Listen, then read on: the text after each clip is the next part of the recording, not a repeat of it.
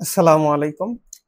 ৪৯তম special BCS শিক্ষা পূর্ণাঙ্গ প্রস্তুতির বিষয়ভিত্তিক ক্লাসের আজকে ৭ম ক্লাস। আজকের এই ক্লাসে আমরা জানবো কমপ্লেক্স অ্যানালাইসিস সম্পর্কে। আমাদের সিলেবাসে যেটুক দেওয়া আছে কমপ্লেক্স অ্যানালাইসিসের, তার মধ্যে কমপ্লেক্স ফাংশন, অ্যানালাইটিক ফাংশন আর কমপ্লেক্স ইন্টিগ্রেশন। আচ্ছা, এইগুলোর ভিতরে আমরা আজকে একটু ধারণা রাখার চেষ্টা করব ইনশাআল্লাহ। প্রথমেই কমপ্লেক্স ফাংশন সম্পর্কে আমাদের ধারণাই আছে। তবে এখানে কমপ্লেক্স ফাংশন মানে অর্থাৎ এখানে যে ম্যাপিংটা হবে সেটা কমপ্লেক্স প্লেন টু মানে complex plane C to C. আর এটা দুটো কম্পোনেন্ট থাকে, একটা রিয়েল অংশ, একটা ইমাজিনারি অংশ। এটুক রিয়েল আর এটুক ইমাজিনারি পার্ট। আচ্ছা, এগুলো সম্পর্কে আমাদের ধারণা আছে। আচ্ছা, এখন বিষয় হলো আমার সিঙ্গেল ভ্যালুড ফাংশন আর মাল্টি ভ্যালুড ফাংশন বা many valued function. Single valued function হলো যেগুলোতে আমি একটা ভ্যালু দেওয়ার পর রিটার্ন একটাই পাবো, সেগুলো সিঙ্গেল ভ্যালুড ফাংশন, যেগুলা জেড স্কোয়ার বা ই টু দি পাওয়ার জেড এইগুলা। আর ম্যানি ভ্যালুড ফাংশন বা আমরা যদি বলি যে মাল্টি ভ্যালুড ফাংশন, সেক্ষেত্রে আমরা একটা ইনপুট দেওয়ার পর সেখানে অনেকগুলো একের অধিক ভ্যালু পাবো। সেগুলা কয়েকটা হলো একটা স্কোয়ার রুট যেসব, সেগুলাতে আমি একটা সিম্পল উদাহরণ দিয়ে রেখেছি যে এটার রুট জেড যদি আমি +4 দিই তাহলে কি +-2 পাবো। এছাড়াও এটা তো শুধু রিয়েল অংশ বসানো আছে, আমরা কমপ্লেক্সটা বসাইলেও এই একই রকম পাবো।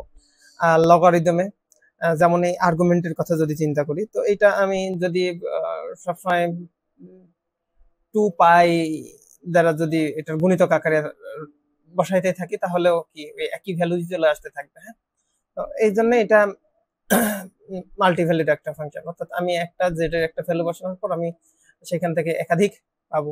আর একটা আছে, সেটা হলো ইনভার্স ট্রিগোনোমেট্রিক ফাংশন যেগুলা। তো এইগুলা আমার মাল্টিভ্যালুড ফাংশন, এগুলো একটু আমরা দেখে রাখবো, কারণ এমসিকিউতে সরাসরি আসতে পারে যে নিচের কোনটি মাল্টিভ্যালুড ফাংশন বা কোনটি মাল্টিভ্যালুড ফাংশন নয়, বা কোনটি সিঙ্গেল ভ্যালুড ফাংশন। তো এই ভাবে আমার এমসিকিউটা আসতে পারে, সেজন্য আমার এই অংশটুকু সিঙ্গেল ভ্যালুড ফাংশন এবং মাল্টিভ্যালুড ফাংশন গুলো একটু ধারণা রাখতে হবে। আচ্ছা, এরপর হলো ব্রাঞ্চ এবং ব্রাঞ্চ কাট। আচ্ছা, ব্রাঞ্চ ব্রাঞ্চ কাট হলো আমার মাল্টিভ্যালুড ফাংশনের ক্ষেত্রে আমরা যদি ব্রাঞ্চ যদি মাল্টিভ্যালুড যেসব ভ্যালু গুলা পাবো সেগুলা যদি আমি এক একটাকে ব্রাঞ্চ ধরি, ওই যে একাধিক ভ্যালু যেটা পাচ্ছি এগুলাকে প্রত্যেকটাকে বলা হচ্ছে ব্রাঞ্চ। আর ব্রাঞ্চ কাট হলো আমি এটাকে এমন ভাবে রেখে দিলাম যে ওইটা সিঙ্গেল ভ্যালুড ফাংশন হবে। যেমন আমি যদি এই যে লগ এর যেটা দেখলাম আমরা, যে লগ জেড এটার আর্গুমেন্ট, তো এই আর্গুমেন্টটা আমি ঠিক করে দিলাম যে -π থেকে +π এর ভিতর বা 0 থেকে 2π এর ভিতর। যদি আমি এভাবে সেট করে রাখি তাহলে কি হবে, আমি শুধু ওই একটা নির্দিষ্ট ভ্যালুই পাবো বা সেই অনুযায়ী। তো আমি যখন এভাবে রাখবো তখন সেটা কি হবে, এই ব্রাঞ্চ কাটের পর, অর্থাৎ আমি যদি বাকি শাখা প্রশাখা আমি যদি গাছের সাথে তুলনা করি, তো বাকি শাখা প্রশাখা কেটে রাখলে শুধু কি একটা যে প্রিন্সিপাল ব্রাঞ্চ থাকবে সেটা। যেমন এখানে আমি -π থেকে π যদি রাখি, এটা যদি আর্গুমেন্টটা রেস্ট্রিক্ট করে দিই, তাহলে আমি শুধু ওই একটা ব্রাঞ্চে একটা ভ্যালুই পাবো। তো এটাই হলো ব্রাঞ্চ কাট। আচ্ছা, তাহলে আমরা ম্যানি ভ্যালুড ফাংশন বা single valued function, many valued function বা মাল্টি ভ্যালুড ফাংশন গুলাকে আমরা ব্রাঞ্চ কাটের মাধ্যমে কি সিঙ্গেল ভ্যালুড ফাংশন রূপান্তর করতে পারি। আচ্ছা, লিমিট। আচ্ছা, রিয়েল অ্যানালাইসিসে আমরা লিমিট করেছি, এখানেও সেম লিমিট ওই রকম, ডেফিনেশনটা এইরকমই। সো কিন্তু এখানে যেহেতু আমার ওটা রিয়েল লাইনে ছিল, এবার কি হবে, এটা আমার এক্স ওয়াই প্লেনে, ঠিক আছে। তো আমরা ডেফিনেশনটা জানি, ডেফিনেশনটা ওই রকমই। হ্যাঁ, এটা আমরা মুখস্থ রাখবো, কিন্তু আমার এমসিকিউতে যেটা আসবে কোনো কিছু লিমিট নির্ণয় করতে, যেমন আমার এখানে একটা ফাংশন দেওয়া আছে x² divided by x² plus y²। এখানে z is equal two x plus i এই অনুযায়ী। তো আমি যখন কোনোটার আচ্ছা আমি একটু পেনটা নিই, লিমিট নির্ণয় করবো, ফাংশন যেমনই হোক, এটা যখন আমরা লিমিট নির্ণয় করবো, কারণ আমার ম্যাক্সিমাম ক্ষেত্রে এই লিমিট থেকে যে কোশ্চেনটা আসবে, আমার ধারণা যে সেক্ষেত্রে কোনো একটা ফাংশন দেওয়া থাকবে, সেটার লিমিট নির্ণয় করতে হতে হবে, অথবা এমনও ফাংশন থাকলো যেটার লিমিট এক্সিস্ট করে না, এমন হতেই পারে। তো এই ধরনের আমাদের ফাংশন দেওয়া থাকবে। সো আমি যদি এই ফাংশনটার কথাই আমি যদি চিন্তা করি, এই ফাংশনটার কথা যদি আমি চিন্তা করি, তাহলে আমি লিমিটের জন্য প্রথমে কি করব, along with y is equal to 0, অর্থাৎ x অ্যাক্সিস বরাবর আমি চিন্তা করব, বা রিয়েল অ্যাক্সিস বরাবর y অ্যাক্সিসটা, তারপর কি along path x is equal to 0 এই বরাবর। আচ্ছা, আমি যদি y is equal to 0 বরাবর, আমার তো নির্ধারণ করাই মূল কথা, আমি যদি y is equal to 0 এই বরাবর যদি আমি নির্ধারণ করি, তাহলে কি হবে, আমি y-টা ওই ফাংশনে 0 বসায় দেব। আচ্ছা, বসায় দিলে এই ফাংশনটা, এটাতে 0 বসাইলে এটা কি থাকবে, 0 × x স্কয়ার, উপরে 0 ডিভাইডেড বাই সামথিং যাই থাকুক, সেটা কি হবে, আমার সরাসরি 0। তো লিমিট আমি x টেন্ডস টু 0 দিলে অটোমেটিক কি এটা 0ই আসতেছে, কারণ ওই পুরো ভ্যালুটার ভ্যালু কি আসছে, 0। আচ্ছা, আমি যদি এই x is equal to 0 হিসেবে যদি চিন্তা করি, তাহলে কি হবে, উপরেরটা 0, কারণ আমি x is equal to 0 বসাবো। তো উপরেরটা 0 মানে কি, আমার টোটালটা 0। তাহলে along path y is equal to 0, along path x is equal to 0, এই দুটো সমান সমান 0 পাইছি। এবার আমি আরেকটা নির্ণয় করব, along path y is equal to x, অর্থাৎ যেখানে যেখানে y আছে সেখানে আমি কি বসাবো, x বসাবো। তাহলে ওইখানে x বসানোর পর আমার ফাংশনটা কি হবে, এই যে x/2। সো এইটাতে আমি যদি লিমিট, আমার তো লিমিট বলা আছে, লিমিট কি z টেন্ডস টু 0, মানে x tends to 0, y tends to 0। তাহলে আমি শুধু তো এটা x এর রূপান্তর করেছি, তাহলে আমি যদি এটাতে x টেন্ডস টু 0 দিই, তাহলে এই ফাংশনটা কত হবে, 0। তাহলে এই তিনটা ক্ষেত্রেই যদি আমি সেম ভ্যালু পাই, তাহলে সেটাই হবে তার লিমিট। আর এই তিনটা ভ্যালুর ভিতর কোনো একটা যদি আমি না পাই, তাহলে আমরা ধরে নেব যে এইটার মানে ইকুয়াল যদি না হয়, অর্থাৎ আমার যদি এই তিনটার প্রত্যেকটাই সমান হবে, যদি সমান না হয় তাহলে আমরা বলবো কি এটার লিমিট এক্সিস্ট করে না। আর যেহেতু এই তিনটার সমান সমান 0 পাইছি, তাহলে এই টোটালটার লিমিট আসলে হবে কত, 0। তাহলে এরকম যদি কোনো ফাংশন দেওয়া থাকে, সেটার লিমিট আমরা প্রথমে y is equal to 0 বসায় আমি একবার বের করব, x is equal to 0 বসায় একবার বের করব, এবং y is equal to x বসিয়ে বের করব। তবে এমসিকিউ যখন আমরা করব, সেখানে তো সময় কম থাকবে, আমরা প্রথমেই এগুলো একটা বের করার পর এই y is equal to x বরাবর বসাবো। কারণ ম্যাক্সিমাম ক্ষেত্রেই যেটা হয় যে হয় এটা, অথবা আমরা প্রথমে এটাই বের করব, দেখা গেল এটার সাথে এগুলো ভ্যারি করে না, বা অথবা এইটাই আমার বের করা সম্ভব হয় না, এরকম হতে পারে, ঠিক আছে। আচ্ছা, আমি আবার বলি যে আমরা প্রথমে কোনটা বের করব, y is equal to x বের করব, এবং যে কোনো একটা y is equal to 0 ধরে বের করব। সাধারণত ক্ষেত্রে এই দুইটাই অমিল হয়ে যায়। তো আমার যদি প্রথমেই অমিল পেয়ে যাই, তাহলে তো আমি বলেই দিতে পারি যে এটা ফাংশনের লিমিট এক্সিস্ট করে না, তৃতীয়টা বের করার দরকারই নেই। তো সাধারণত এইগুলা ম্যাক্সিমাম ক্ষেত্রে সমান হয়, এই জন্য আমরা একটু বুদ্ধি করে এটার পর আমরা এটা বের করতে পারি। হ্যাঁ, তাহলে কি হবে, দেখা যাবে যে হয়তো অমিল পাওয়া যাবে। আর এই দুটাও যদি মিল পাই, তাহলে 3 নাম্বারটাও বের করব। যদি তিনটাই সমান হয়, সেক্ষেত্রে বলবো এক্সিস্ট করে, আর তিনটাই যদি সমান না হয়, তাহলে বলবো লিমিট এক্সিস্ট করে না।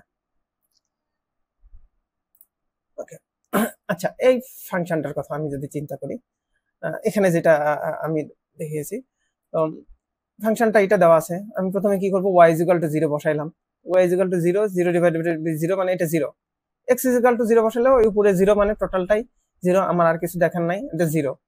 তো আমার মূলত দরকার হলো এইটা, আমি যদি এটা বসাই, তাহলে আমার ফাংশনটা কত হবে, এটা সরাসরি হাফ। সো আমি এখানে লিমিট যেটাই দিই, আমার তো ভ্যালু কত আসছে, হাফ চলেই আসছে। হ্যাঁ, তো আমার যে কোনো কিছুর জন্য কি হবে, হাফই হবে। সো একটা কি হলো 0, আর একটা কি পেলাম, হাফ। সো এই দুটা কি আমার নট ইকুয়াল। তো যখনই নট ইকুয়াল, এটা আমরা বলবো কি এটার লিমিট এক্সিস্ট করে না। ওকে, আচ্ছা, আর একটা ভাবে যেটা করা যায়, সেটা হলো পোলার ফর্মে। এটা যেমন দেওয়া আছে z³ ডিভাইডেড বাই, এটা আমার মডুলাস z। তো z এর যেটা পোলার ফর্ম, সেটা আমরা জানি z সমান সমান r e i থিটা, তাহলে আর এটা সমান সমান তো আমাদের জানা r। এটা আমি বসিয়ে দেব, বসানোর পর কি r square e 3i theta বা i 3 থিটা, সেটাই হোক, আমি পাইছি। আচ্ছা, এখন r টেন্ডস টু 0 বসাইলে আমার এটা কত হয়, এটা সমান সমান 0। তাহলে এটার লিমিট কত হবে, এটার লিমিট হবে, এটার লিমিট পাওয়া যাবে 0, মানে এটার লিমিট এক্সিস্ট করে, তাহলে লিমিট ইজ ইকুয়াল টু 0। এখন কখনো যদি আমি ফাংশনটা এমনই পাইছি যে এখানে আর স্কয়ারটা মানে আর নাই, এটা বাদ, তাহলে ই আই থিটা, তো এই ই আই থিটা এটার এটা এই থিটার উপর ডিপেন্ড করে, এটা বলা হয় যে ডিপেন্ডেন্ট অন পার্থ। হ্যাঁ, তো যখন এইরকম ঘটনা ঘটবে, অর্থাৎ আমি যখন আর সহ পাবো না, তখনও আমরা বলবো যে এটার লিমিট আসলে এক্সিস্ট করে না। ঠিক আছে, তো আর সহ পাবো এবং আর সহ পাওয়ার পর সেটা লিমিট বসানোর পর আমি একটা ভ্যালু পাবো, যেই ভ্যালুটা পাবো সেটাই হবে তার লিমিট। হ্যাঁ, আর যদি আর সহই আমি ফাংশনটা যেটা পাইলাম সেটা কি আর সহ পাইলাম না, মানে এরকম শুধু e to the power something i something পাইলাম, তাহলে এইসব ক্ষেত্রে আমি বলে দেবো কি যে এটা লিমিট এক্সিস্ট করে না। তো এটা যখন ডিপেন্ডেন্ট অন, মানে যখন এটা ভ্যালুটা বিভিন্ন পাথের উপর ডিপেন্ড করবে, তখন এটা আসলে লিমিট এক্সিস্ট করে না। আচ্ছা, আমাদের অত কিছু বোঝার দরকার নেই। আমাদের আমি ওই যদি ওভাবে বের করতে চাই, তাহলে আমি ওভাবে একবার y is equal to 0, x is equal to 0 R y is equal to x বরাবর নিয়ে আমি যে প্লেনটা, মানে যদি তিনটাই সমান হয় তাহলে লিমিট এক্সিস্ট করে এবং সেটাই তার লিমিট। আর যদি কোনো একটা আনইকুয়াল হয় তাহলে বলবো আমরা লিমিট এক্সিস্ট করে না। আর যদি পোলার ফর্মে নিই, তাহলে পোলার ফর্মে নেওয়ার পর আমি আর টেন্স টু, যেটা আমার যেটা বের করতে হলো, যে টেন্স টু যদি 0 হয় তাহলে আমরা বলতে পারি আর টেন্স টু 0। সাধারণত আমার যেহেতু এমসিকিউ এই ধরনের টেন্স টু 0 দিয়েই থাকার সম্ভাবনা খুবই বেশি, কারণ আরো যত অন্যান্য ভ্যালু হবে ওটার টাইম তত আরো বেশি লাগবে বা একটু নির্ধারণ করা কঠিন হবে। আর এমসিকিউতে আমাদের আমি এর আগে মানে শুরু থেকেই বলছি, আমাদের জন্য এমন ম্যাথই দেওয়া হবে যেটা যেন আমি 1 মিনিটের মধ্যে বা 1-1.5 মিনিটের মধ্যে সমাধান করতে পারি।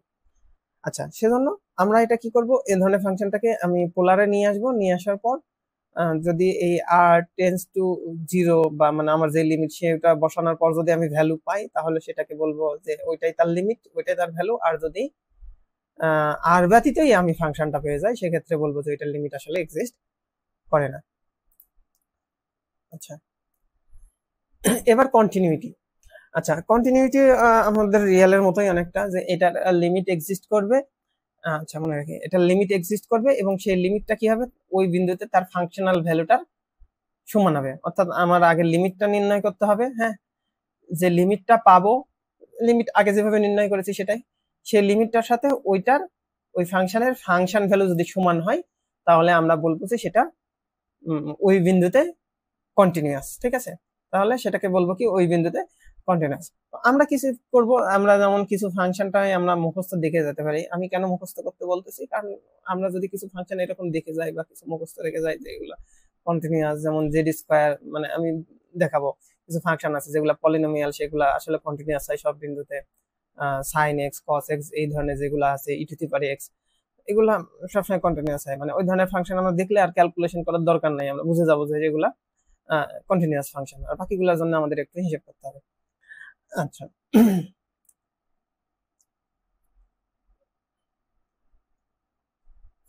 এখন আমরা একটা অঙ্কে আসি।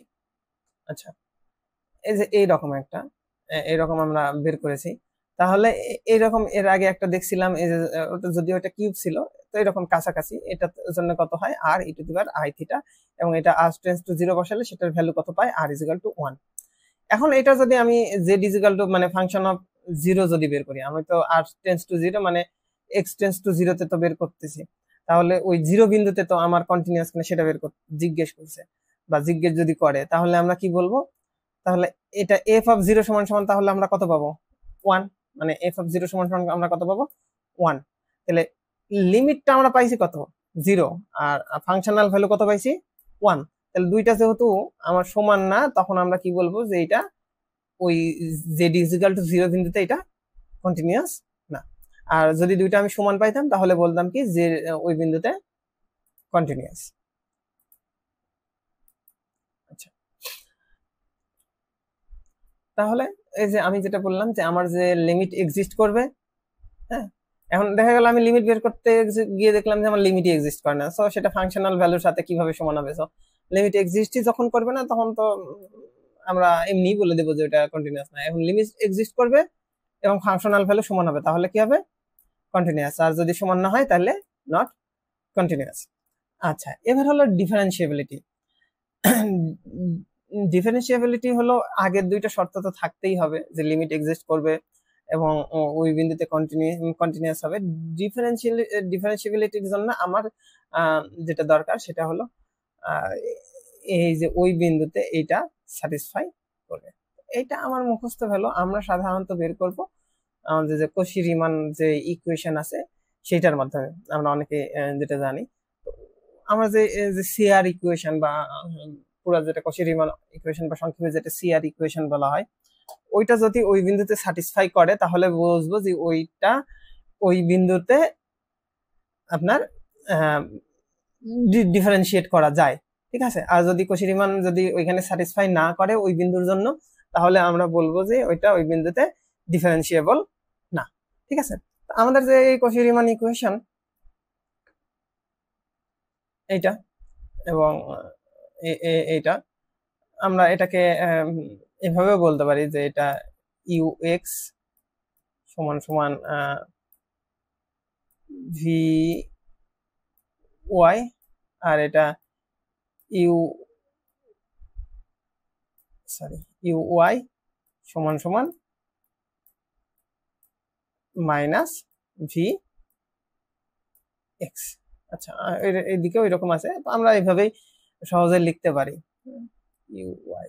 আচ্ছা, তো আমরা কি করব, যদি কোনো বিন্দুতে ডিফারেন্সিয়েবল কিনা ওইটা বের করতে বলে, তাহলে আমার কি করব, ওই বিন্দুতে আমি কশি রিমান যে ইকুয়েশন এটা স্যাটিসফাই করে কিনা তাহলে আমরা দেখব। যেমন আচ্ছা, F is equal to Z square.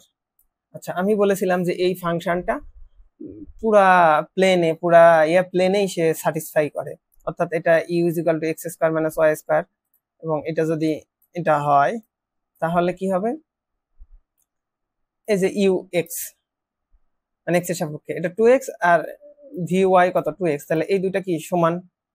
আচ্ছা, একটা অংশ স্যাটিসফাই করছে, ইউ ওয়াই সমান সমান কি মাইনাস 2y, আর মাইনাস ভি এক্স সমান সমান কি মাইনাস 2y, পরের অংশ স্যাটিসফাই করছে। তাহলে এইটা কি হলো, এটা এক্স ওয়াই এর যে কোনো ভ্যালুর জন্যই কি হবে, এটা সব মানে স্যাটিসফাই করতেছে, তাহলে এইটা পুরা প্লেনেই এটা স্যাটিসফাই করতেছে। আচ্ছা, যদিও এরপরে বলা আছে যদি এইরকম ঘটনা ঘটে যে আমার পুরা প্লেনে মানে সবগুলো বিন্দুর জন্য আমার স্যাটিসফাই করতেছে কশি রিমান ইকুয়েশন, তাহলে ওই ধরনের ফাংশনকে ইন্টার ফাংশন বলা হয়। হ্যাঁ, আর যে ফাংশন কোথায় গেল, আচ্ছা এরপরেও আছে, আমি একটু বলে রাখি, এই কশি রিমান ইকুয়েশন স্যাটিসফাই করলে, যদি ওটার নাইবারহুডে ওটা যদি কশি রিমান ইকুয়েশন স্যাটিসফাই করে তাহলে সেটাকে বলা হয় অ্যানালাইটিক ফাংশন। আচ্ছা, আমি পরে ওইটা আরো ক্লিয়ারলি বলবো নি, আপাতত একটু জেনে রাখি। তাহলে এবার এখানে তো সরাসরি ফাংশনটাই সমান আসলো, হ্যাঁ, তো এখানে যেই ভ্যালুটাই দেওয়া হোক সেটা কি হবে, সমানই আসবে। কিছু কিছু ক্ষেত্রে আছে যে এটা সমান আসলো না, কথার কথা, এই ইউ এক্স আসলো হলো ইউএক্স আসলো কত 3x, আর ভি ওয়াই যেটা সেটা আসলো আমার এই যে 2x। আচ্ছা, এটাও ধরলাম যে এটাও আসলো আলাদা, এটা 2y, আর এটাই ধরলাম 3y আসছে সামহাও। আচ্ছা, মনে করি এইরকম আসছে, তাহলে জেনারেলি কিন্তু সমান হচ্ছে না। কিন্তু আমি যদি x ইজিক্যাল টু 0 এবং y ইজিক্যাল টু 0, অর্থাৎ z ইজিক্যাল টু 0 বিন্দুর কথা যদি আমি চিন্তা করি, কোন বিন্দু, z ইজিক্যাল টু 0 বিন্দু যদি চিন্তা করি, তাহলে ux সমান সমান 0, y সমান সমান 0, তার মানে এই দুটাও সমান হচ্ছে, এবং এইটা এবং এইটাও কি হচ্ছে আমার সমান হচ্ছে। তাহলে আমি বলতে পারতেছি যে শুধু z ইজিক্যাল টু 0 বিন্দুতে, যেহেতু আমার এই বিন্দুতে কি কশি রিমান ইকুয়েশন তখন কি স্যাটিসফাই করতেছে, কারণ 0 0 মানে সমান সমান, এটাও 0 হোক, 0 0 সমান সমান, তাহলে আমি বলতে পারতেছি যে এটা শুধু z ইজিক্যাল টু 0 বিন্দুতেই ডিফারেন্সিয়েবল, বাকিগুলোতে কিন্তু ডিফারেন্সিয়েবল না, কারণ বাকি অন্য বিন্দুর জন্য স্যাটিসফাই করতেছে না, বা অন্য যদি কোনো বিন্দুর জন্য স্যাটিসফাই করে থাকে তাহলে বলবো যে সেই বিন্দুতেই শুধু কি ডিফারেন্সিয়েবল, ঠিক আছে। তাহলে আমরা এখান থেকেও কি, আমরা কশি রিমান ইকুয়েশন থেকেও কি আমরা কোনো একটা নির্দিষ্ট বিন্দুর জন্য ডিফারেন্সিয়েবল কিনা আমরা বের করতে পারি। আগে আমার যে ফাংশনটা দেওয়া থাকবে সেই ফাংশনটা আমরা কশি রিমান ইকুয়েশনের জন্য যে ইউএক্স ভিওয়াই ইউওয়াই মাইনাস ভিএক্স এগুলো বের করব, বের করার পর ওই বিন্দুর অর্থাৎ ওই ভ্যালুগুলো বসায় দিয়ে দেখবো যদি এটা সমান হয়, এই ইউএক্স আর ভিওয়াই আর ইউওয়াই আর মাইনাস ভিএক্স যদি সমান হয় তাহলে বলবো যে ওই বিন্দুতে ডিফারেন্সিয়েবল। হ্যাঁ, ওকে। আচ্ছা, আমরা এই কশি-রিমান ইকুয়েশনের এই পোলার ফর্মটা আমরা একটু মানে বলতে গেলে মুখস্থই রাখবো। আমাদের আসতে পারে যে নিচের কোনটি হলো কশি-রিমান ইকুয়েশনের পোলার ফর্ম। আচ্ছা, এখন এই তিনটার যেটা সামারি, লিমিট অল ডিরেকশনের জন্যই কি হবে, সেম হতে হবে, নাইলে কিন্তু লিমিট হচ্ছে না, মানে x ইকুয়াল টু 0 দিকে, y ইকুয়াল টু 0 দিকে, বা y ইকুয়াল টু x, এই তিনটাতে। কন্টিনিউটি কি হবে, লিমিট তো পাওয়া যাবেই, মানে লিমিট তো থাকবেই, সাথে এটার সাথে সমান সমান কি হবে, ফাংশনাল ভ্যালু। আর ডিফারেন্সিয়াবিলিটিতে আমার এই দুটার সাথে সাথে এগুলো তো হতেই হবে, হইলেই তবেই কি হবে, এটা আমার কশি-রিমান ইকুয়েশন স্যাটিসফাই করবে। ঠিক আছে। আচ্ছা, এখন আমরা এইটার সম্পর্কে যে এমসিকিউ এগুলো আমি বলে রেখেছি, তারপরও আমি এখানে কিছু এমসিকিউ উদাহরণস্বরূপ দেওয়া আছে আমরা প্র্যাকটিস করার জন্য। তো জেড ডিভাইডেড বাই যেটা, আচ্ছা আমরা এটাতে আমরা যে পোলার যে ফর্ম সেটা অনুযায়ী যদি চিন্তা করি, তাহলে জেড ইজ ইকুয়াল টু কি, আর ই টু দি পাওয়ার কত, আই থিটা। আর নিচে এই মডুলাস জেড মানে কি, শুধু আর, তাহলে আর আর কাটা যাওয়ার পর কি থাকে, ই আই থিটা। তাহলে এটা কি হয়, আমার ডিপেন্ড অন পাথ, মানে শুধু এই অংশটুকু পাচ্ছি। তাহলে আমি কি বলবো যে এইটার লিমিট আসলে এক্সিস্টই করে না। তাহলে এই পদ্ধতিতে আমরা সহজেই বের করতে পারি। অথবা আমার ওই জেড ইজ ইকুয়াল টু কত, এক্স প্লাস আই ওয়াই, আর এই modulus z is equal to কত, root over x square plus y square. আমি ওই তিনটা দিক অনুযায়ী যদি বের করি, যেমন এখানে আমি ওই দিক অনুযায়ী এক্স ইজ ইকুয়াল টু মানে এক্স এলাংস টু 0 জন্য আমি এটা পাবো, এটার জন্য আমি এটা পাবো, তাহলে কি হবে, এখানেই সমান হচ্ছে না, তো পরেরটা দরকারই নাই, মানে y is equal to x দিকে। সো আমি বলতে পারি যে এটার লিমিট কি করে না, এক্সিস্ট করে না। তো আমি আপনাদের দুইটা ফর্মই দেখাইলাম, আপনার যেটা আপনার সুবিধা বলে মনে হয়। হ্যাঁ, যে পোলার আকারে নিয়ে আসার পর লিমিট বের করব না এই কার্টেসিয়ান আকারে রাখার পরে। আচ্ছা, এবার কন্টিনিউটির জন্য কি হবে, আচ্ছা আমি বলেছিলাম যে নট কন্টিনিউয়াস এট 0।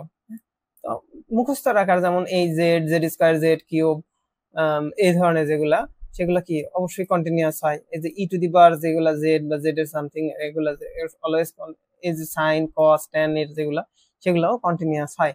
সো আমরা এই তিনটা এমনি দেখলাম যে সেই অনুযায়ী কন্টিনিউয়াস না, তাহলে নট কন্টিনিউয়াস এটাই হবে। এবং এটাই জেড ইজ ইকুয়াল টু 0 বসাইলে কি হয়, এটার কন্টিনিউটি ফেল করে। সো অ্যান্সার হবে এক্ষেত্রেও আমার সি। অর্থাৎ আমার প্রত্যেকটার জন্য এটা Z is equal to 0 test করতে হচ্ছে না। ঠিক আছে, আমরা এগুলো দেখেই বুঝতে পারতেছি যে এগুলা কন্টিনিউয়াস। সো ডিসকন্টিনিউটি আমার থাকতেছে কোথায়, এইটাতে। ঠিক আছে। আচ্ছা, এবার ডিফারেন্সিবিলিটি নিয়ে একটা দেখি, যে F of Z is equal two কি আছে, জেড স্কয়ার। তাহলে এইটা ফাংশনটা কি ডিফারেন্সিবল কিনা। আচ্ছা, ডিফারেন্সিবল এভরিহোয়ার মানে আমার কশি-রিমান যে ইকুয়েশন, ওইটা মানে মান বসানোর আগেই আমার সমান হয়ে যাবে। ঠিক আছে। আর only z is equal to 0 মানে কি, আমার কশি-রিমান ইকুয়েশন শুধু জেড ইজ ইকুয়াল টু 0 বিন্দুতেই আমার শুধু কশি-রিমান ইকুয়েশন স্যাটিসফাই করবে, অন্যগুলাতে করবে না। আচ্ছা, differentiable everywhere except z is equal to 0 মানে শুধু জেড ইজ ইকুয়াল টু 0তেই স্যাটিসফাই করবে না, বাকিগুলাতে করবে। আর আরেকটা হলো নো হায়ার ডিফারেন্সিবল, মানে এটা কোনোভাবেই ডিফারেন্সিয়েবল না, এই ধরনের। আচ্ছা, যদি এই ধরনের ঘটনা ঘটে, আমরা এটা পরে ইয়াতে আছে। আচ্ছা, তাহলে রুট ওভার জেড মানে মডুলাস জেড স্কয়ার সমান সমান এইটা। ঠিক আছে, তাহলে ইউ এক্স আর ভি ওয়াই যদি আমি কল্পনা করি, তো এটা হলো আমার ইউ, আর ইমাজিনারি পার্ট যেহেতু নাই, তাহলে ভি ইজ ইকুয়াল টু 0। তাহলে এটা কশি-রিমান ইকুয়েশন, আমি যদি এটা ইউ এক্স যদি বের করি, তখন কি পাবো, 2x। আর ভি যেহেতু 0, ভি ওয়াইটাও কি হবে, 0। আচ্ছা, পরেরটা ইউ ওয়াই সমান সমান আমি কি পাবো, হ্যাঁ 2y। আচ্ছা, এটা যদি V is equal to 0 minus V x, তো কি পাবো, 0। আচ্ছা, তাহলে আমি যদি জেড ইজ ইকুয়াল টু যদি 0 বিন্দু হয়, অর্থাৎ x is equal to 0, y is equal to 0, তখনই কি হচ্ছে, এটা 0 মানে সমান হয়ে যাচ্ছে। আমি এর আগে যেটাতে দেখাইলাম, এটা এবং এটা 0 0 সমান সমান হয়ে যাচ্ছে।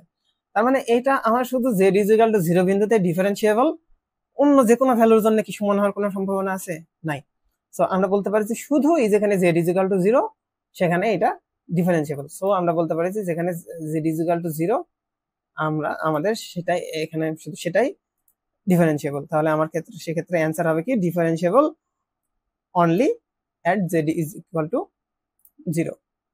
আচ্ছা, অ্যানালাইটিক ফাংশন কি হবে? আমার কচি রিমান ইকুয়েশনকে স্যাটিসফাই করবে। আচ্ছা, এটা এর ভিতর চলে এসেছে। আচ্ছা, আমি দেখতেছি পরে অ্যানালাইটিক ফাংশন নিয়ে আছে যেগুলা কি করবে, এই যে এই সবগুলা কচি রিমান ইকুয়েশনকে স্যাটিসফাই করবে। তো এই এই তিনটা, এবং এই যে এখানে আমি বলেছি যে যেগুলা পলিনোমিয়াল, এক্সপোনেনশিয়াল এবং ত্রিকোণমিতিক ফাংশন জেড যেগুলা, এগুলা কি হবে? সব সময় অ্যানালাইটিক হবে। আচ্ছা, কচি Riman equation f of z is equal two আছে f is equal two minus iy। তাহলে এই কচি রিমান ইকুয়েশন এটা কি হোল্ড এভরিহ্যার, মানে যে কোনো ভ্যালুর জন্যই এটা কি হবে? সমান হবে। না হয় মানে কোনো ভ্যালুর জন্য এটা সমান হবে না। অনলি এট অরিজিন, মানে z ইজ ইকুয়াল টু 0 এর জন্য অনলি এট কি রিয়েল অ্যাক্সিস। তো আমরা এটার জন্য কচি রিমানের যে ux, তাহলে ux সমান সমান আমি যদি চিন্তা করি 1 আর vy সমান সমান, তাহলে কত হবে? -1। অর্থাৎ এইটা প্রথমে আমার পরের গুলার দেখার দরকার নাই। এইটা এক্স এবং ওয়াই এর, এটা তো কনস্ট্যান্ট পাওয়া গেছে, এক্স এবং ওয়াই এর যে কোনো ভ্যালুর জন্য কি এটা 1, এটা কি -1। তাহলে এটা কি কখনোই সমান হওয়া সম্ভব? তাহলে এটা কি হবে না? সমান হওয়া সম্ভব না। সমান হওয়া সম্ভব না, তার মানে কি হবে? যে এটা কচি Riman equation hold know where. ঠিক আছে, কোথাও এটা কচি রিমান ইকুয়েশন স্যাটিসফাই করবে না। পরেরটা পরে, সেকেন্ড ইকুয়েশন পরেরটা পরে দেখবো, কারণ ফার্স্ট ইকুয়েশনই ফেল করছে।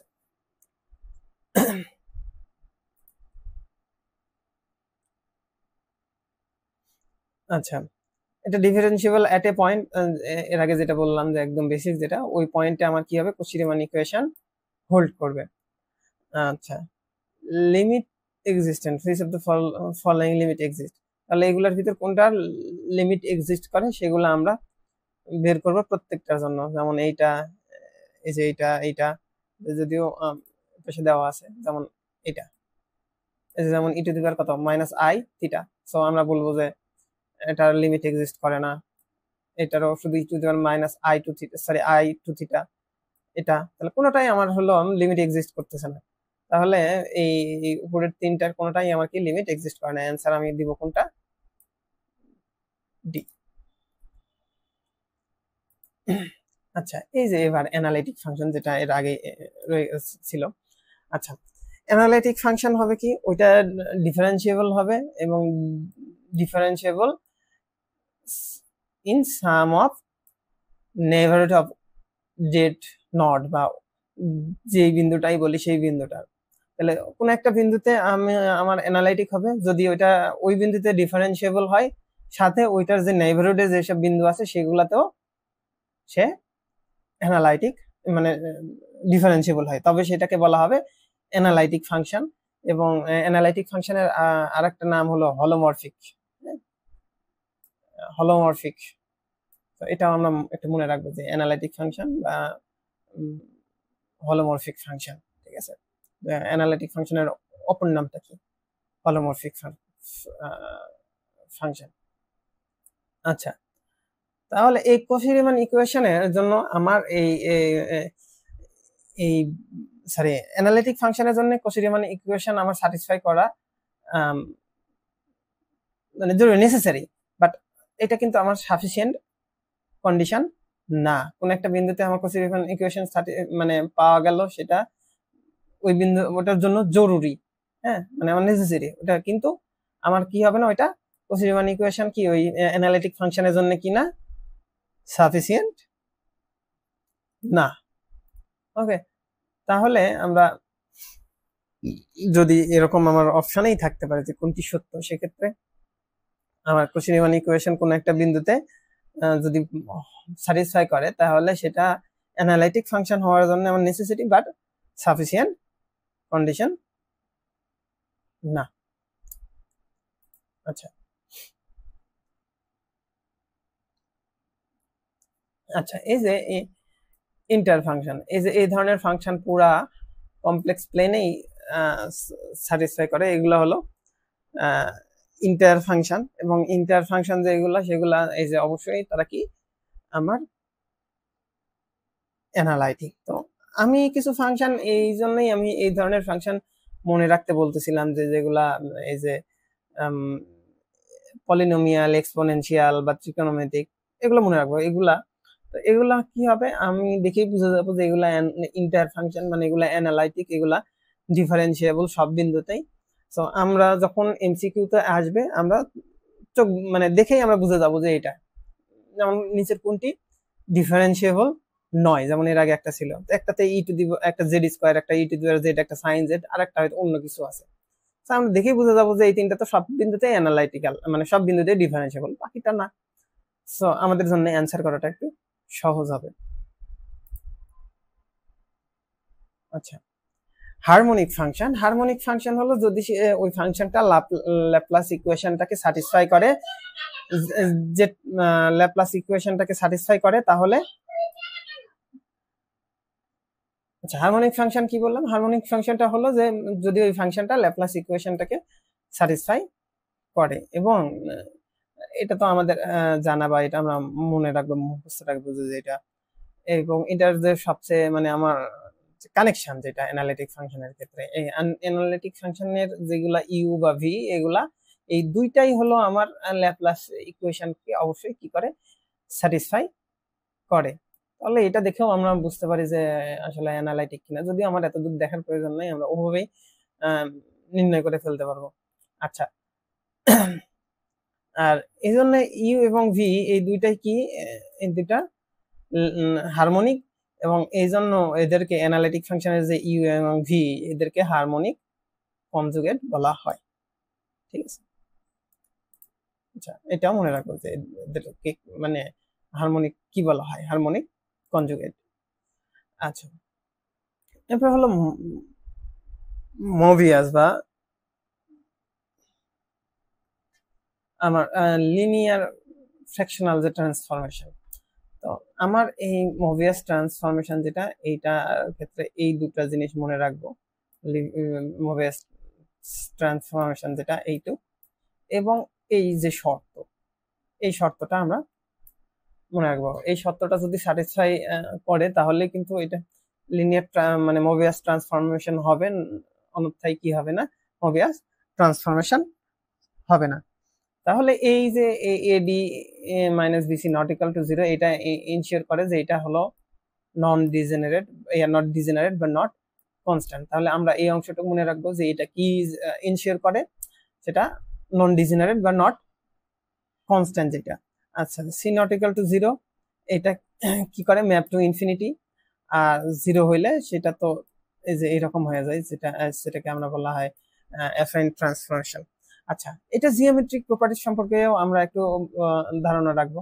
এই মোভিয়াস ট্রান্সফরমেশন হলো কনফর্মাল। কনফর্মাল মানে এগুলা হলো অ্যাঙ্গেল প্রিজার্ভিং, হ্যাঁ, এক্সেপ্টেড পোল। হ্যাঁ, তো কনফর্মাল কোথায়, এক্সেপ্টেড পোলস, এটাও আমরা মাথায় রাখবো যে কোথায় আমাদের হয়তো অপশন থাকতে পারে যে পোলস, ইসেনশিয়াল সিঙ্গুলারিটিস বা রিমুভাল সিঙ্গুলারিটিস এর কোথায়। তো আমরা সেটা অ্যান্সার কি হবে, শুধু পোলস বাদে বাকিগুলার জন্য। ঠিক আছে, আচ্ছা,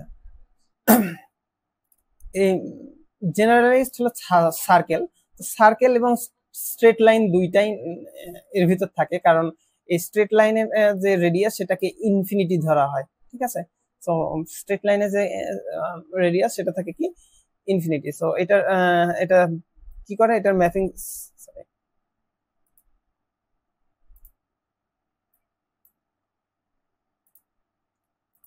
এটা কি মানে লাইন টু সার্কেল বা circle to circle, circle to line, অর্থাৎ মানে circle line to circle line.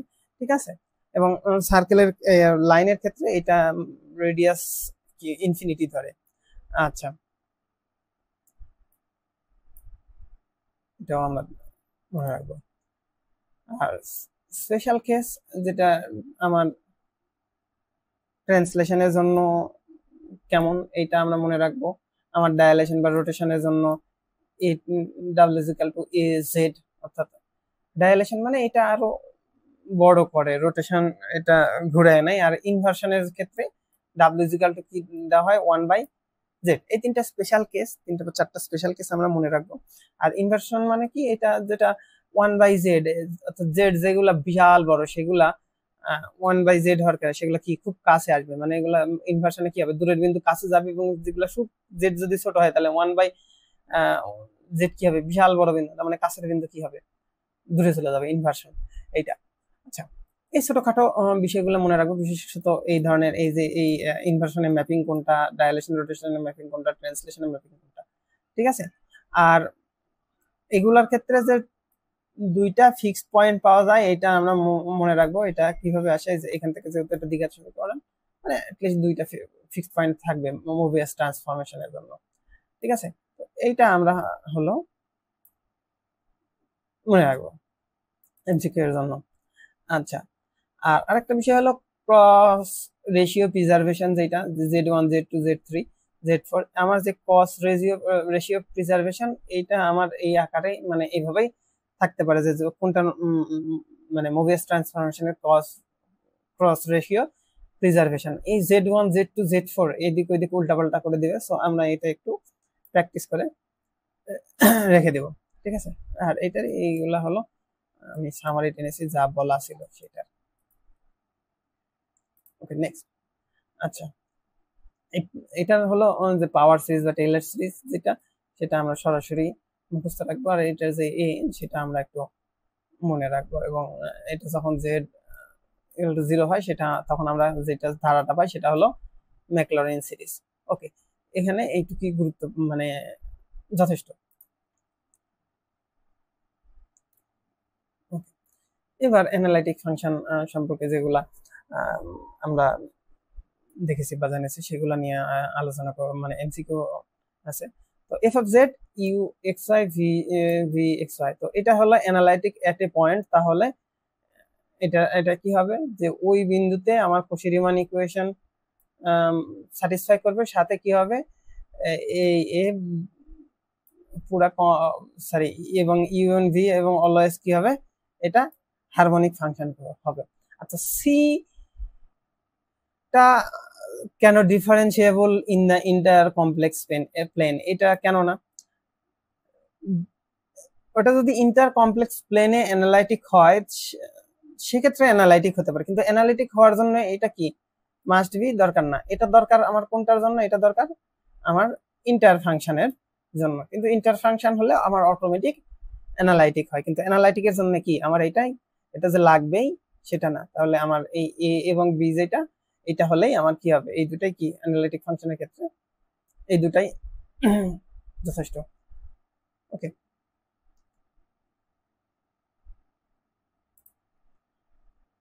ওকে, আচ্ছা, এটা রিয়াল পার্ট। তাহলে ইমাজিনারি যেহেতু জেড স্কোয়ার এই x is plus i y whole square সেই অনুযায়ী বসাইলে আমি ওটা ইমাজিনারি পার্ট যেটা পাবো সেটা ইউ অংশ পাবো, এটা ভি অংশ পাবো হলো 2x ওয়াই। অর্থাৎ এগুলো আমি জেড ইজ ইকুয়াল টু বসালে পাবো, এগুলো আমার ওয়ান কাইন্ড অফ ইন্টারমিডিয়েটের যে অঙ্কটা, যে এটার উপর হোল স্কয়ার বসালে আমি যা পাচ্ছি তাই। আচ্ছা, হারমোনিক ফাংশন, হারমোনিক ফাংশন যেটা আমার কশি-রিমান ল্যাপ্লাস স্যাটিসফাই করবে, হ্যাঁ, আমার এখানে যেটা যেটা স্যাটিসফাই করবে আমরা সেটা বসাই দেব। এখানে বি স্যাটিসফাই করছে এবং সি স্যাটিসফাই করছে, সো আমার অ্যান্সার কি হবে, এই দুটা অর্থাৎ বোথ বি এবং সি। আচ্ছা, হারমোনিক কনজুগেট, হারমোনিক কনজুগেটের জন্য আমরা বলছিলাম যে সেটা মানে অ্যানালিটিক ফাংশনের মানে ইউ এবং ভি। তো আমরা যদি আমরা মুখস্থ রাখতাম যে এটা জেড স্কোয়ারের যে রিয়াল পার্ট, ইমাজিনারি পার্টে কি থাকবে ভি, ভি যেটা সেটা হলো এই যে এই অংশটুকু। তাহলে আমরা এটা দেখলেই সহজেই বুঝতে পারবো যে এটা হলো আমার, যেগুলো দু একটা যদি আমরা মুখস্থ রেখে যাই সেটার ফল আমরা দেখলেই বুঝতে পারবো, নাইলে প্রত্যেকটার জন্য কি করতে হবে আমার, এটা অ্যানালাইটিক কিনা, কোনটা কশি-রিমান ইকুয়েশন স্যাটিসফাই করতেছে, আচ্ছা, আমি মুখস্থ নাই, সেক্ষেত্রে আসলে আমি কিভাবে বের করব, ধরে নিলাম। তাহলে কি হবে, এটাকে আমি ইউ ইউ এটা আমরা ইউ ধরে নিলাম, আর এটা কি আমার ভি অংশটুকু। তাহলে যেটা কি করবে, আমার কশি রিমান ইকুয়েশন স্যাটিসফাই করবে যে অংশটার সাথে, মানে এটা তো আছে, এটার সাথে এগুলার যে কোনো একটা, এটা ই এটা ভি ধরে যদি স্যাটিসফাই করে তাহলে প্রথমেই বুঝে গেলাম এটা। আর কথার কথা আমার এ স্যাটিসফাই করলো না, তাহলে এটা বাদ, পরেরটা ধরবো। পরেরটা আমি দেখবো যে এটার সাথে কি কশি রিমান ইকুয়েশন স্যাটিসফাই করতেছে না। যদি স্যাটিসফাই করে তাহলে পরেরটা, যদি না করে তার পরেরটা এইভাবে চেক করতে থাকবো। ঠিক আছে, তাহলে হারমোনিক কনজুগেট খোঁজার জন্য আমরা ফাংশনটা কি হতে হবে, অবশ্যই অ্যানালাইটিক্যাল হতে হবে। সো আমি অ্যানালাইটিক্যাল অংশ পেয়ে গেলেই মোটামুটি হয়ে গেল। এখন যদি হয় যে আমার এই ধরনের কেস ঘটবেই না, যদি দেখা গেল যে এরকম দুইটা পাওয়া গেল, ওই অপশনের ভিতর দুইটা পাওয়া গেল যেটা কশি রিমান ইকুয়েশন ওইটার সাথে স্যাটিসফাই করতেছে, এরকম পাওয়া যাবে না, তাহলে আমি দেখবো যে ওইটা আসলে হারমোনিক কিনা। ঠিক আছে, যদিও পাওয়ার সম্ভাবনা এরকম দুইটা থাকার সম্ভাবনা নাই, যদিও পেয়ে যায় তাহলে আমরা দেখবো সেটা হারমোনিক কিনা।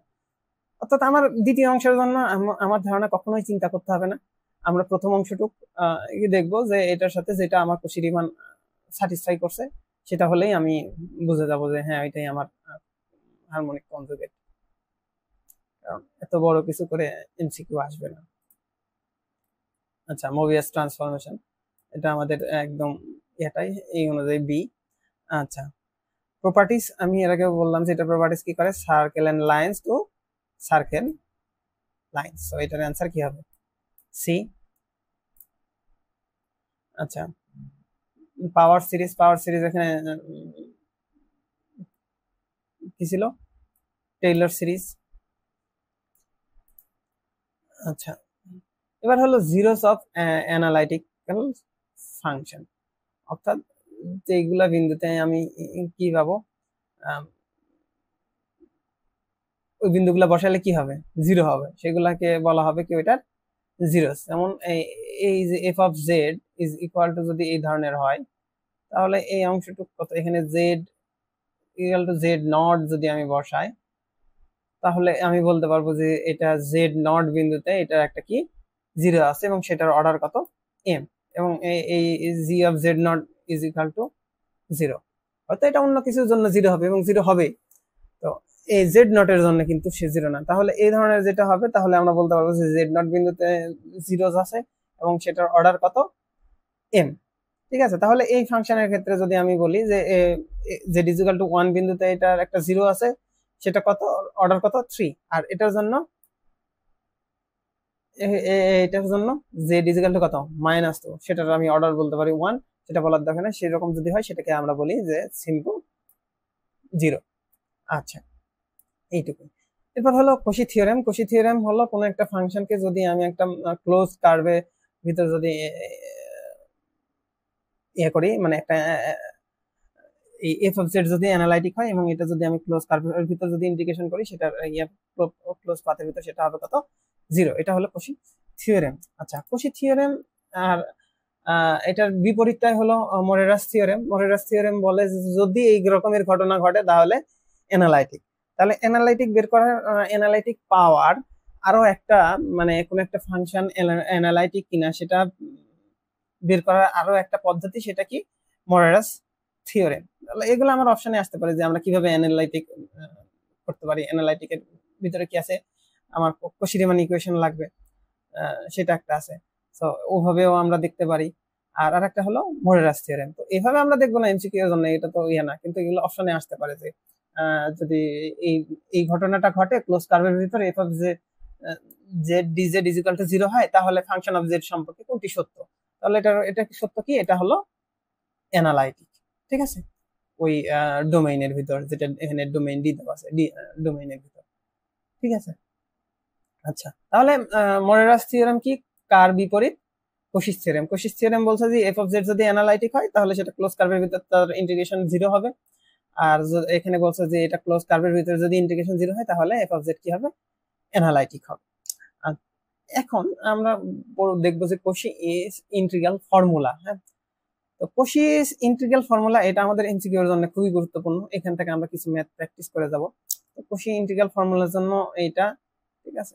তো আর যেটা আমি যদি জেনারেলি যদি এন ডেরিভেটিভের জন্য যদি চিন্তা করি, অর্থাৎ এখানে যদি তো শুধু একটা, তাহলে যদি এখানে n প্লাস 1 তম থাকে তাহলে এটা কত হবে, n তম বার ডেরিভেটিভ এখানে হবে ফ্যাক্টরিয়াল n, এইটুকুই হলো সেন্স। তো এখন আমার কোনো ফাংশন দেওয়া থাকতে পারে, সেটার ফাংশন অফ a বের করতে বলতে পারে এরকম করে, কোনো ফাংশনের এখানে z স্কয়ার কিউব যা কিছু থাকতে পারে এখানে, তাহলে এগুলাতে কোনো একটা ফাংশনের ইন্টিগ্রেশন ভ্যালু বের করা সহজ। আচ্ছা, আমরা এখন এটার একটু প্র্যাকটিসটা দেখব। তাহলে আমি যদি ওইটার সাথে তুলনা করি, তাহলে এখানে z মাইনাস a অর্থাৎ a এর ভ্যালু কত হচ্ছে, a এর ভ্যালু হচ্ছে আমার 1, আর এই ফাংশন অফ যেটা উপরে ফাংশন অফ z এটা সমান সমান কি হচ্ছে, এটাও হচ্ছে আমার কত 1। তাহলে এটা তো এই অনুযায়ী আমার কি হবে, যে function of a equal to এই যে সূত্র, তাহলে এই অনুযায়ী আমি যদি বসাই তাহলে এই এতটুকু সমান সমান কত হচ্ছে 2 পাই আই ফাংশন অফ 1। তাহলে ফাংশন অফ 1 সমান সমান কি হবে 1 এটা। তাহলে এটা থেকে আমরা কি করলাম, এইটুকে একটা ইন্টিগ্রেশন সহজেই বের করে ফেলতে পারলাম। তাহলে এইটা আচ্ছা, আমরা এক্সাম্পল 2 তে যদি আমি চিন্তা করি, এক্সাম্পল 2 তে আমার তাহলে আমার ফাংশন অফ z এইটা, তাহলে ফাংশন অফ z আমরা এইভাবে সহজেই বের করে ফেলতে পারি। তাহলে যে এখানে কত, এর ভ্যালু 1, তাহলে 1টা বসাই দিলে আমার অ্যান্সার আসে এটারও এরকম। আচ্ছা, আমরা একটু জেনারেল ভ্যালুর দিকে চিন্তা করি। আচ্ছা, তাহলে এইটা কত, দুইটা, ঠিক আছে। তাহলে এখানে কি ছিল n প্লাস 1, মানে n এর ভ্যালু কত 1, তার মানে আমার ডেরিভেটিভ পাবো কয়টা, f একটা ডেরিভেটিভের, হ্যাঁ, তো n এর ভ্যালু কত হবে আমার 1, সেই অনুযায়ী বসাবো। তাহলে এইটা যদি আমি চিন্তা করি, অর্থাৎ এখান থেকে তো হইলো আমার ফাংশনটা, তাহলে এটার জন্য কত হবে 2 পাই আই, নিচে n এর ভ্যালু 1 মানে ফ্যাক্টরিয়াল 1, আর f ইনভার্স 1। তাহলে এইটুকু f ইনভার্স 1টা আমরা এখান থেকে যেহেতু f অফ z সমান সমান যদি এটা হয়, তাহলে f ইনভার্স z সমান সমান e two the power z, সহজ এই ক্ষেত্রে। তাহলে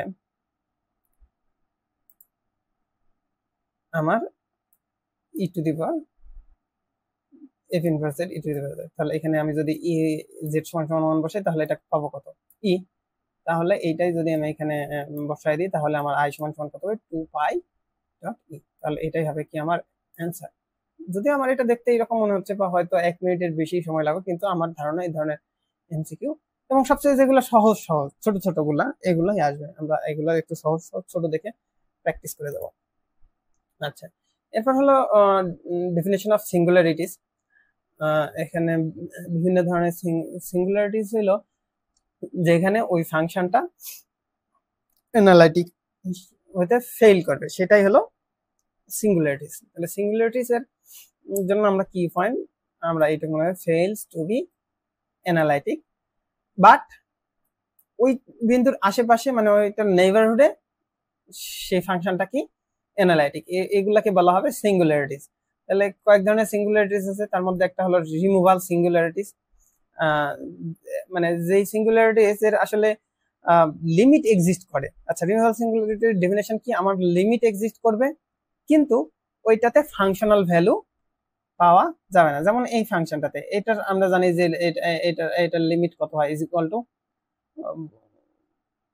1 হয়, কিন্তু এটার কি আমি জেড এফ অফ 0 এই ফাংশনটা বসাইলে আমি কোনো কি পাবো না, ভ্যালু পাবো না। তো এই ধরনের যেটা সিঙ্গুলারিটিস এগুলাকে বলা হয় রিমুভাল সিঙ্গুলারিটিস।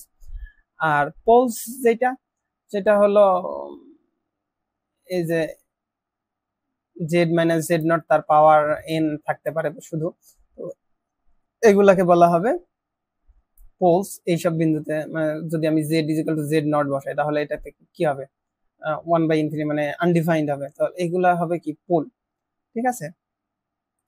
আর ইসেনশিয়াল হলো যেমন এটাতে জেড ইজ ইকুয়াল টু 0 বসালে এটা আনডিফাইন্ড। একটু পর আমি এগুলা পার্থক্যটা বলছি, মানে লরেন্টজ সিরিজ অনুযায়ী। আচ্ছা, এরপর হলো ব্রাঞ্চ পয়েন্ট, যেটা আমরা আগেই দেখে এসেছি ব্রাঞ্চ পয়েন্ট। এটা এক ধরনের সিঙ্গুলারিটিস। আচ্ছা, এবার আমি এই একটা টেবিলটাতে দেখি যেগুলো রিমুভাল, সেগুলো এই যে এইরকম যেটা দেখলাম, হ্যাঁ। তো এখানে জেড এর কি কোনো নেগেটিভ পাওয়ার আকারে এরকম থাকতেছে না, মানে এই অনুযায়ী এমনি ফাংশন। আমার বিষয় হলো পোল এবং ইসেনশিয়াল, হ্যাঁ। যেমন পোলের ক্ষেত্রে আমার যেমন এখানেও আনডিফাইন্ড হলো আমি ভাবতে পারি, কিন্তু এটাতেও তো ই টু দি পাওয়ার 1/ইনফিনিটি, মানে ইনফিনিটি আনডিফাইন্ডই আমি বলতে পারি, এরকম হলো। কিন্তু দুইটার ক্ষেত্রে আমি একটু এই দুটার পার্থক্য ধরতে পারলে বাকিগুলো পার্থক্য হয়ে গেল।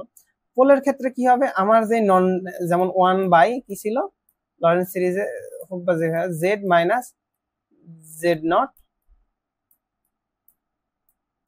এম, অর্থাৎ এই যে এম এটা একটা নির্দিষ্ট, আমার যে এটা যদি উপরে নিয়ে যায় তাহলে মাইনাস এম, মানে আমার নেগেটিভ পাওয়ার সেটা কি হবে, নির্দিষ্ট, অনির্দিষ্ট না।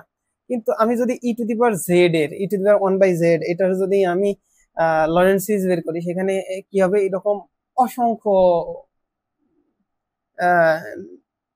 নেগেটিভ পাওয়ার থাকবে, ঠিক আছে। এই জন্য এইটা এবং এটা আলাদা। আর এইটার ক্ষেত্রে একটু আমরা বুঝবো যে এটা 1/0 বসায় ইনফিনিটি হবে, মানে কোনো কিছু ডিভাইডেড বাই 0 বসায় ইনফিনিটি হবে এই ধরনের, এবং এটা কি হবে, নির্দিষ্ট ইয়া থাকবে, হ্যাঁ। এটাকে সিরিজ আকারে নিয়ে আসলে এরকম জেড এর নন নেগেটিভ অনেকগুলো থাকবে। আচ্ছা, এটা সিরিজ পরে দেওয়া আছে, আমরা ওইটাতে গেলে আরেকবার বলবো।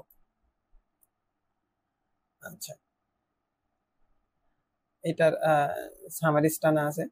তাহলে আমরা যদি এটার ক্ষেত্রে চিন্তা করি যে এটা দেওয়া আছে, তো এটার কি হবে, 1 বিন্দুতে z ইকুয়াল টু 1 বিন্দুতে সিম্পল 0 না, সিম্পল না, এটার অর্ডার হলো 2, হ্যাঁ। আর z ইকুয়াল টু -2 তে এটা সিম্পল 0, ঠিক আছে। তাহলে অ্যান্সার কি হবে আমার, শুধু এইটা, ঠিক আছে। আচ্ছা, এরপর কোশিস থিওরেম। কোশিস থিওরেম সরাসরি এখানে দিয়েছে যে এটা ইন্টার কার্ভে একটা অ্যানালাইটিক হলে এটা সমান সমান কি হবে, 0 হবে। আচ্ছা, কোনটা কার কনভার্স করে, সেটা হলো কোশি থিওরেমের, অর্থাৎ এটা থেকে সরাসরি এইভাবেও আসতে পারে। আচ্ছা, কোশি ইন্টিগ্রাল ফর্মুলা, তো এটার জন্য f of is equal to এটা এই যে be 1/2 pi i f of z মানে divided by z minus a dz, এটা। আচ্ছা, তাহলে এটা যদি 1 এর জন্য হয়, মানে একটা ডেরিভেটিভের জন্য, তাহলে ইন এর ভ্যালু কত হয়ে যাচ্ছে, 1, মানে এখানে থাকবে কত আসলে, 2, অর্থাৎ এইটা। আচ্ছা, type of singularities, removal singularities, simple pole, essential singularities. কোনটা সিঙ্গুলারিটিস না, সেটা হলো 0। আচ্ছা, এখানেও তাই আছে। এটা কোন টাইপসের, সেটা হলো পোল অফ অর্ডার 3। আচ্ছা, এর ভিতর ইসেনশিয়াল সিঙ্গুলারিটিস, তাহলে এটা যে সিঙ্গুলারিটিস এর আগে দেখে আসছি, সেটা হলো কি ইসেনশিয়াল সিঙ্গুলারিটিস। আচ্ছা, ইসেনশিয়াল সিঙ্গুলারিটিস আর একটা বিষয় হলো এটা পোলও না, এটা মানে রিমুভালও না, হ্যাঁ। এই ধরনের সিঙ্গুলারিটিস এইভাবে মানে ডেফিনেশন করা হয় এসেনশিয়াল সিঙ্গুলারিটিস।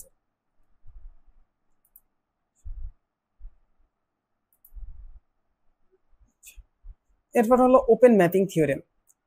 তো ওপেন ম্যাপিং থিওরেম এটা হলো যে যদি ফাংশনটা নন কনস্ট্যান্ট, যদি একটা অ্যানালাইটিক ফাংশন হয়, তাহলে এটা যদি ওপেন সেট হয়, এটা আমার এটাও যেটা পাবো সেটাও কি হবে, ওপেন সেট, মানে এটার ম্যাপিংটা হবে কি ওপেন সেট থেকে open set to open set. এইটা আমার ওপেন সেট ম্যাপিং এর ক্ষেত্রে আমার মনে রাখতে হবে এটার যে কি পয়েন্ট তিনটা, এই তিনটা হলো গুরুত্বপূর্ণ, যে আমার এইভাবে থাকতে পারে যে ওপেন সেট ম্যাপিং এর জন্য কোনটি এটার প্রযোজ্য নয় বা কোনটি প্রযোজ্য, যে কোনো ভাবে থাকতে পারে। তো প্রযোজ্যের ভিতর কি এটার যেটা কি পয়েন্ট সেটা কি হতে হবে, অবশ্যই এটা অ্যানালাইটিক হতে হবে, নন কনস্ট্যান্ট অ্যানালাইটিক। আর একটা কি হতে হবে, সেটা নন কনস্ট্যান্ট হবে। আর একটা কি হবে, আমার যে ডোমেইন সেটা কি হবে, ওপেন হবে। তাহলে ডোমেন যদি ওপেন হয় তবেই আমি আরেকটা যে সেট ওপেন পাবো সেটা কি হবে, ওপেন সেটে পাবো। তাহলে এই তিনটা যে শর্ত, এই তিনটা শর্ত আমার মনে রাখতে হবে। তাহলে ওপেন সিটের জন্য, ওপেন ম্যাপিং এর জন্য আমার কি কি লাগতেছে, অ্যানালাইটিক লাগতেছে, নন কনস্ট্যান্ট লাগতেছে, ডোমেইন মানে আমার হলো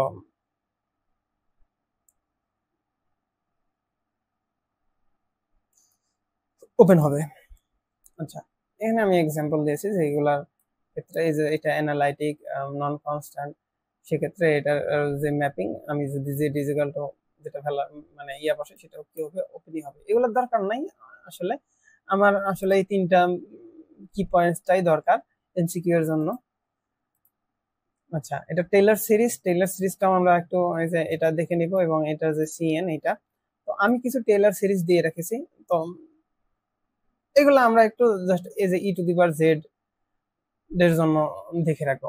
আচ্ছা, পাশে আছে কিনা আমি একটু দেখি। আচ্ছা, ই টু দি পাওয়ার যেমন 1/z, আমি কি বলছিলাম যে নন নেগেটিভ ইয়ে থাকবে, তাহলে জেড এর জায়গায় কি থাকতো, 1/z, অর্থাৎ 1/z, 1/2 factorial Z square, 1/3 factorial Z cube.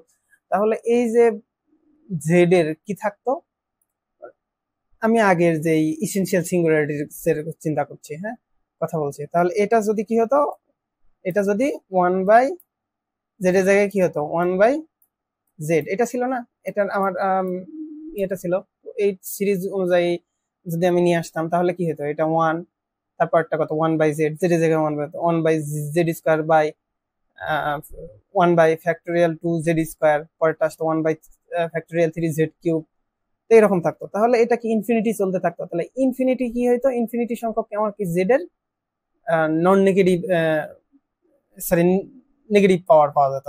যেমন এটা যদি উপরে থাকতো কি মাইনাস, মানে ওইটা যদি আমি উপরে নিয়ে যেতাম তাহলে কি -2 -3 এরকম আকারে চলতে থাকতো, মাইনাস ইনফিনিটি পর্যন্ত এইভাবেই চলতে থাকতো। তো সেজন্য এটা হলো ওই যে ইসেনশিয়াল। কিন্তু আমি যেই পোলে কি ছিল, 1 কথার কথা z-1,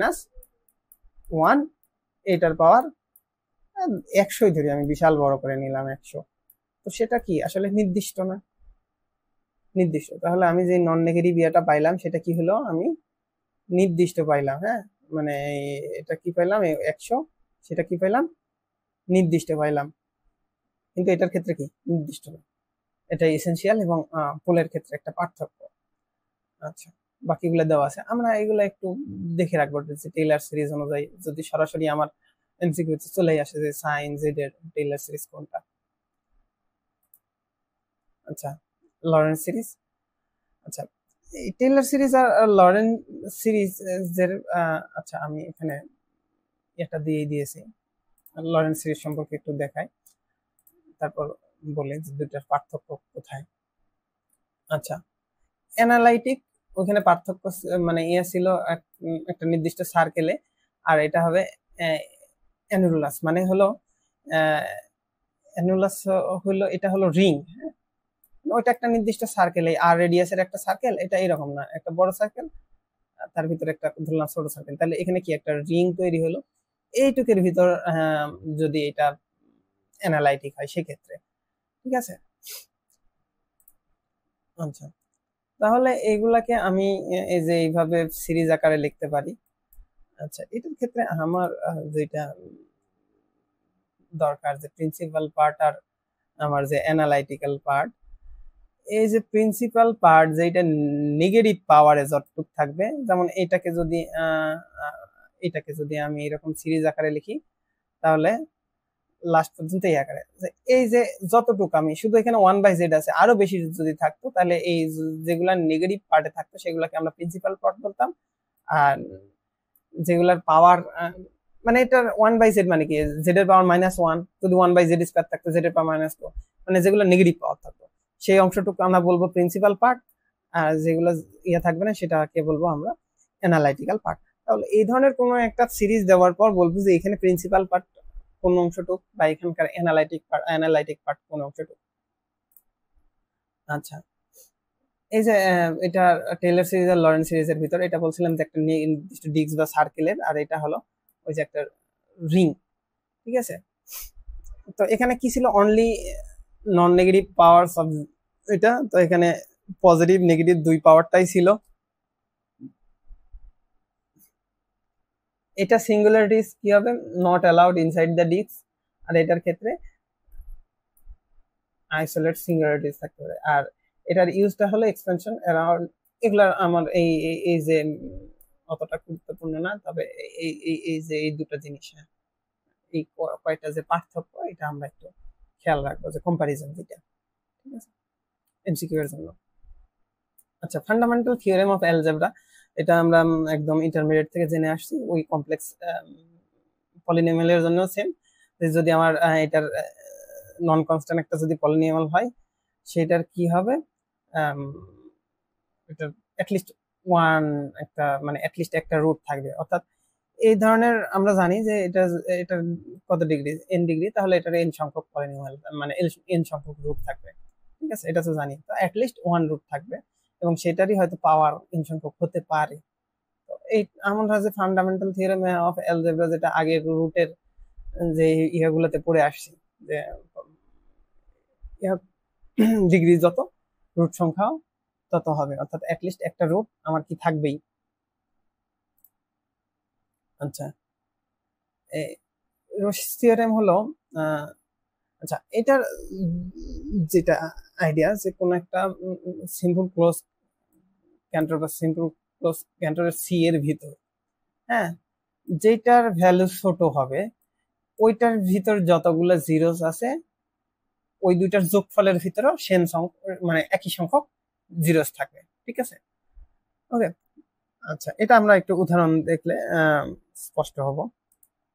আচ্ছা, তো এখানে এটা একটা অংশ ধরলাম, আর এটা একটা অংশ ধরলাম, ঠিক আছে। তাহলে এফ অফ জেড সমান সমান Z5, এফ অফ জেড সমান সমান Z5, R G of Z সমান সমান 10Z প্লাস 1। তো এটা আমরা জেড ইজ ইকুয়াল টু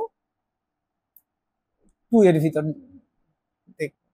তাহলে জেড ইজ ইকুয়াল টু 2 এর ভিতর আমার জেড ইজ ইকুয়াল টু 2 বসায় দেব।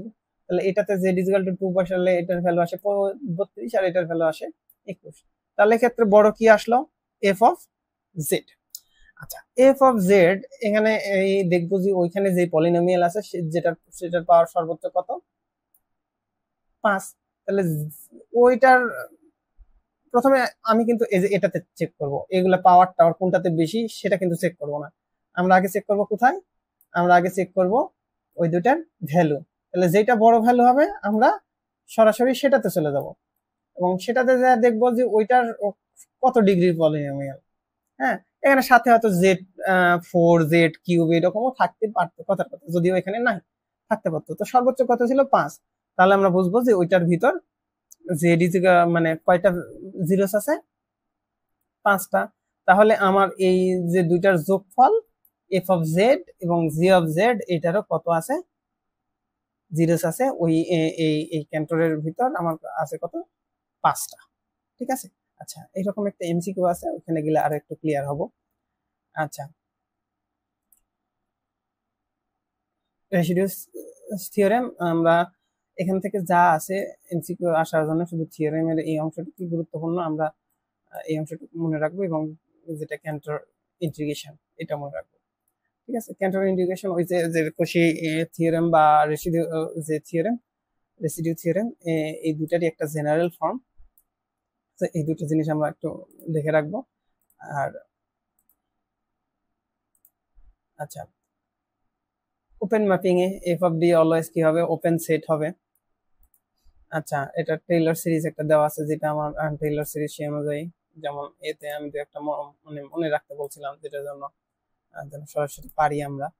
লরেন্স সিরিজ, লরেন্স সিরিজে কি থাকবে, আমি বলছিলাম যে বোথ পজিটিভ নেগেটিভ দুইটাই থাকতে পারে, তাহলে লরেন্স সিরিজের জন্য কি হবে, সি। আচ্ছা, ফান্ডামেন্টাল থিওরেম অফ অ্যাটলিস্ট একটা রুট থাকবে, সো অ্যান্সার হবে বি। আর এই যে এটাই আমি বোঝানোর জন্য এখানেও ফাংশন দুইটা কাছাকাছি দেওয়া হয়েছে, তবে এবার একটু আমার জেড ইজ ইকুয়াল টু 1 এর জন্য, তাহলে আমি যদি জেড ইজ ইকুয়াল টু 1 এর জন্য, তাহলে এই এফ অফ জেড এর জেড ইজ ইকুয়াল টু 1 যদি বসাই, এফ অফ জেড সমান সমান কত আসবে, এখানে দেওয়া আছে এফ অফ জেড সমান সমান কত আসবে 1, আর জি অফ জেড সমান সমান আসবে কত 10। তাহলে এবার বড় হলো কোনটা, জি অফ জেড, যদিও এটার পাওয়ার বেশি, আমরা এখানে যাবো না, কিন্তু এখানে ভ্যালু যেটা আমার বেশি আসবে কোথায়, যেটা। তাহলে এটা যেহেতু 10 আসছে, আমরা সরাসরি এই ফাংশনেই চলে যাব, এই ফাংশনে, ঠিক আছে। এই ফাংশনে গেলে আমি জেড এর এখানে সর্বোচ্চ পাওয়ার আছে কয়টা, 2টা। তাহলে আমার জিরোস থাকবে, থাকবে কয়টা, 2টা। তাহলে এই 2টার যে যোগফল, যদিও এখানে Z two the power 5, so সেটা আমার দেখার দরকার নাই, কারণ এখানে এই ক্যান্টারটা সেট করা আছে এইটার ভিতরে যেহেতু, সো আমার এটা দেখার দরকার নেই। তাহলে এই 2টার যোগফলের আমার যে জিরোস থাকবে সেটা কত হবে, 2টা। এখানে আমার যে সর্বোচ্চ 5 আছে, এটা দেখে আমরা বোকা হব না, মানে আমরা আগে এইগুলো ভ্যালু অনুযায়ী যে দেখবো এটা হবে 2টা। এটা এমসিকিউ এর জন্য খুবই গুরুত্বপূর্ণ, হ্যাঁ, কারণ এখান থেকে ক্রিটিক্যালি ভাবে তৈরি করা যায়, ঠিক আছে। আচ্ছা, তাহলে এখানে জেড ইজ ইকুয়াল টু কত,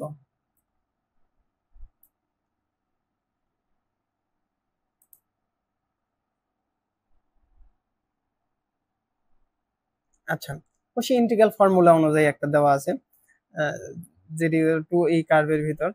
তাহলে এখানে পোলস কোথায় কোথায়, জেড ইজ ইকুয়াল টু, এত বড় অঙ্ক দেওয়ার কথা না, একবার Z is equal two I এর জন্য, একবার Z is equal two minus I এর জন্য, এই দুটার জন্য করা হয়েছে, এবং সাম অফ রেসিডিউ কত আসছে, 0 আসছে, এটা অযথাই দিয়েছি হয়তো আমার ধারণা। আচ্ছা, এত বড় আসলে 2 মার্কের জন্য, মানে একটা এমসিকিউ এর জন্য আসার সম্ভাবনা খুবই কম। তারপরে এরকম যেগুলো কমন একটা, এগুলো দু একটা আমরা দেখে যেতে পারি, ঠিক আছে। আচ্ছা, ধন্যবাদ।